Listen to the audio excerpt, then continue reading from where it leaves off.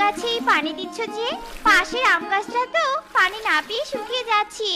ওই গাছে পানি দিলে তো গাছটা সতেজ হয়ে উঠবে গো কালু দাদা। ওই শুকনো গাছে পানি দিয়ে কি করব? ওই গাছে তো কোনো আমের মুকুল ধরেনি। শুধু শুধু পানি দিয়ে কেন ওকে সতেজ করে তুলবো? আর এই গাছে আমের অনেক মুকুল ধরেছে, তাই এই গাছে বেশি করে পানি দিয়েছি।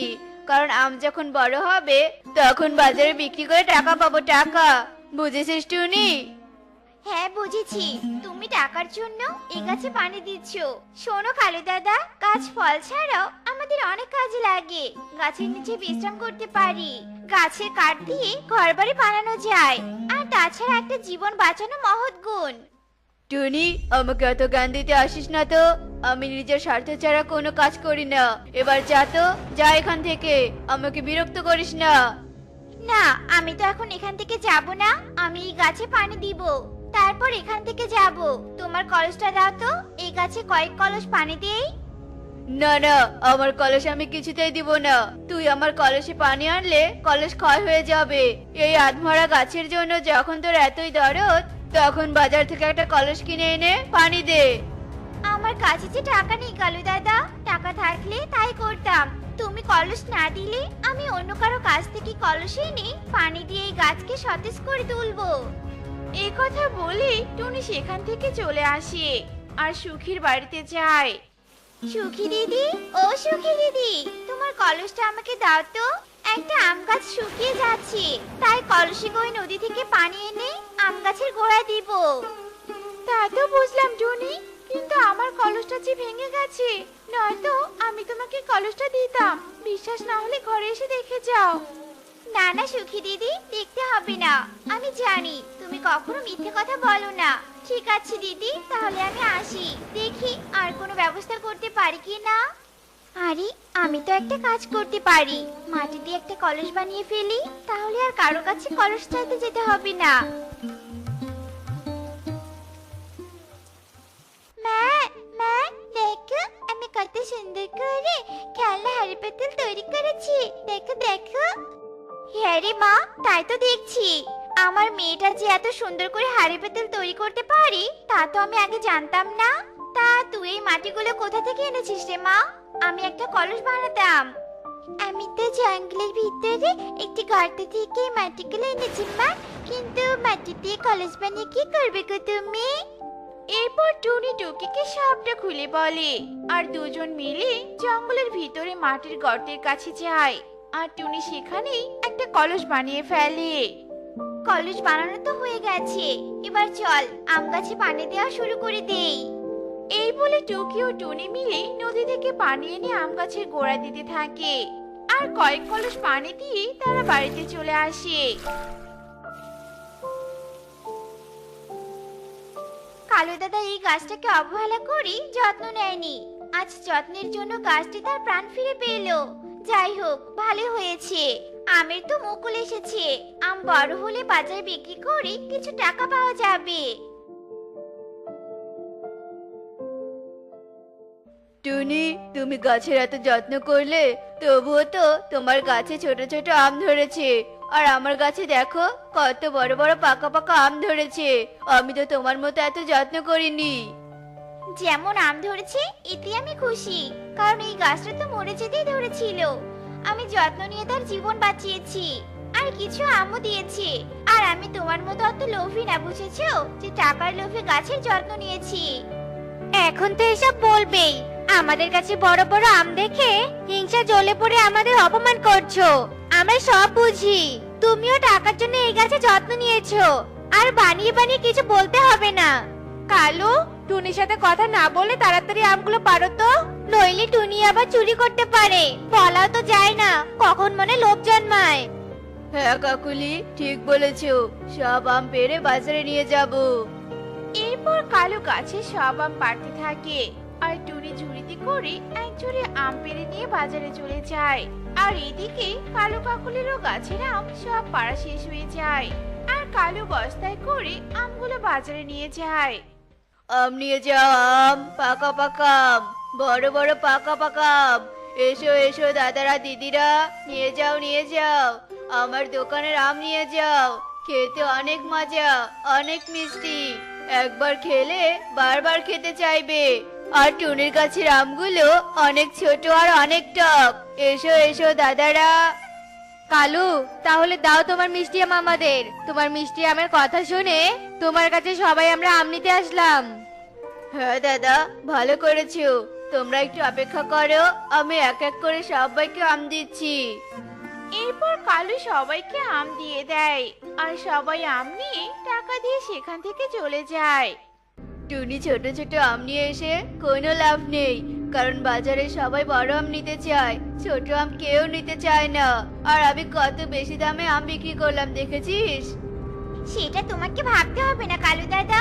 তোমার বড় আম তাই তুমি বেশি দামে বিক্রি করেছো, আমার ছোট আম তাই আমি কম দামে গরিব পাখিদের কাছে বিক্রি করব। এতে আমি কম টাকা পাবো, তুমি পাবে না। তাই তুমি তোমার মতো থাকো আর আমি আমার মতো থাকি।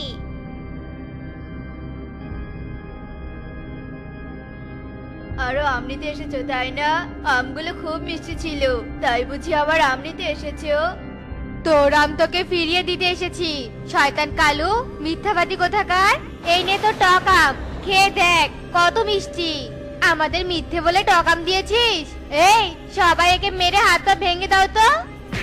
এরপর সবাই কালুকে অনেক মারতে থাকে আর মার খেয়ে কালু সেখান থেকে পালিয়ে যায়। আর সবাই সবার টাকাগুলো নিয়ে টুনির কাছে যায়। টুনি, তোমার আম মিষ্টি নাকি টক? কালু যে বলেছিল টক, এখন তো মনে হচ্ছে ও নিজের আম বিক্রি করার জন্য তোমার আমের কথা মিথ্যে বলেছিল। দাদা, আমি আম খেয়ে দেখিনি, তাই টক নাকি মিষ্টি বলতে পারবো না। তুমি একটি আম খেয়ে তারপর নিতে পারো।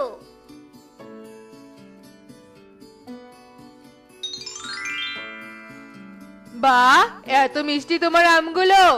আগে জানলে তোমার আম নিয়ে যেতাম, কিন্তু তুমি এত কম আম এনেছো কেন? দাদা, আমি আজ প্রথম আম বিক্রি করতে এসেছি, তাই কম করে এনেছি।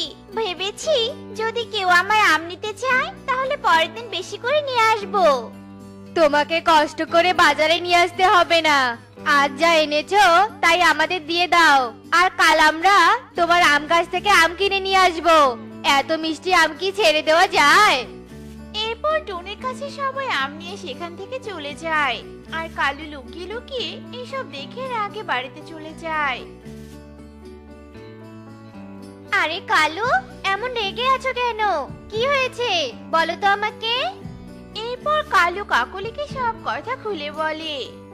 চিন্তা করো না, আমরা ওই টুনির আমের গাছ আমাদের করে নিব, কিন্তু টুনি বেঁচে থাকতে ওই আম গাছ তো আমরা নিতে পারবো না, তাই টুনিকে মেরে ফেলতে হবে। এরপর কালু কাকলি টুনিকে মেরে ফেলার ফোন দিয়ে আটতে থাকে। অন্যদিকে টুনি, মা টুকি, আমাদের ওই আম গাছটার আম খুব মিষ্টি, তাই বাজার থেকে আসার সময় তোর জন্য কয়েকটা আম পেড়ে নিয়ে এসেছি, খেয়ে দেখ তো রে মা। হ্যাঁ মা, আমগুলো খুব মিষ্টি। দুটো আম দাও মা, সুখী মাসিকে দিয়ে আসি। সুখী মাসি আম খেতে চেয়েছিল আমার কাছে। আচ্ছা ঠিক আছে, নিয়ে যা।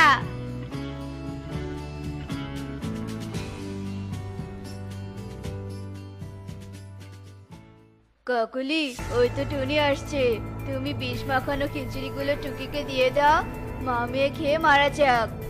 হ্যাঁ ঠিক বলেছো। টুকি, এই যে টুকি, এদিকে একটু শোনো তো মা। কি হয়েছে কাকুলি মাসি, আমাকে এভাবে ডাকছো কেন? আজ বাড়িতে খিচুড়ি বানিয়েছিলাম, পাশের বাড়ি সব পাখিদের দিয়েছি, শুধু তোমরা বাকি আছো। তোমার মায়ের সাথে আমার ঝগড়া লেগেছে, তাই ভাবলাম তোমার মা যদি আমার বানানো খিচুড়ি না খায়, তাই আর দিতে যায়নি। তুমি খিচুড়িগুলো নিয়ে যাও আর তোমার মাকে বুঝিয়ে বলো যে আমরা আর ঝগড়া করব না। তোমার কথা নিশ্চয়ই তোমার মা শুনবে। আচ্ছা ঠিক আছে কাকুলি মাসি, আমি মাকে বুঝিয়ে বলবো। এরপর টুকি খিচুড়ি নিয়ে আসতে থাকে আর পথে কনকের সাথে দেখা হয়ে যায়। আরে বা, টুকি দেখছি খিচুড়ি নিয়ে যাচ্ছে। টুকি খিচুড়িগুলো কেড়ে নিতে হবে, কতদিন থেকে খিচুড়ি খাই না, আজ চোখের সামনে খিচুড়ি দেখে কি আর ছেড়ে দেওয়া যায়? আরে টিকি, তুই কোথায় গিয়েছিলি? ওদিকে তোর মা তো জ্ঞান হারিয়ে বাড়ির উঠোনে পড়ে আছে, তাই আমি তোকেই খুঁজছিলাম। কি বলছিস এসব কনক তুই? আমি আসছি মা, আমি আসছি। এইসব কথা বলে টুকি খিচুড়ির বাটি সেখানে রেখেই উড়ে চলে আসে। আর কনক খুশি মনে খিচুড়ি নিয়ে বাড়িতে চলে যায়। মা, মা দেখো, আজ আমি তোমার জন্য খিচুড়ি কিনে নিয়ে এসেছি। কিন্তু বাবা, তুই টাকা কোথায় পেলি? রাস্তায় কুড়িয়ে পেয়েছিলাম বাবা। আমার লক্ষ্মী ছেলে রাস্তায় টাকা কুড়িয়ে পেয়ে নিজে না খেয়ে বাবা মায়ের জন্য খাবার এনেছে। কালু, আমাদের ছেলে বড় হলে আমাদেরকে কখনো ফেলে দিবে না। এই প্রশংসা পাওয়ার জন্য তো মিথ্যে বলেছি, এখন বাবা মায়ের কাছে যা চাইবো তাই দিবে। এরপর কালু কাকুলি খিচুড়ি খেতে থাকে। আর কয়েকবার মুখে দেওয়ার পরেই দুজনেই মেঝেতে পড়ে যায়। কি কালু, এই খিচুড়িগুলোতে বিষ মেশানো। আমরা যে টুকিকে দিয়েছিলাম সেই খিচুড়ি। বাবা কনক, তুই সত্যি করে বল, এগুলো খিচুড়ি তুই কোথায় পেয়েছিলি? এরপর কনক সত্যিটা বলে দেয়। এ কি করেছিস বাবা তুই? তুই কেন টুকির কাছে খিচুড়ি এনেছিস? ওগুলোতে আমরা বিষ মিশিয়ে টুনিকে মারার জন্য দিয়েছিলাম, আর আজ সেই খিচুড়ি খেয়ে আমরাই মরণ পথে চলেছি। কাকুলি, অন্যের জন্য গর্ত করে সেই গর্তে নিজেকেই পড়তে হলো। হ্যাঁ কালু, ঠিক বলেছ। বাবা কনক, আমরা আর বাঁচবো না রে। তুই তো বেঁচে থাকবি। তুই আমাদের মতো কোনো পাখির সাথে অন্যায় করিস না, কারো ক্ষতি করিস না বাবা। সৎভাবে থাকিস বাবা, তাহলে জীবন সুখের হবে। এসব বলে কালু কাকুলি দুজনেই মারা যায়। আর কনক অনেক কাঁদতে থাকে। আর কনক তখন থেকে সৎভাবে চলার চেষ্টা করে। এদিকে টুনি আম বিক্রি করে তার মেয়েকে নিয়ে সুখেই দিন কাটাতে থাকে।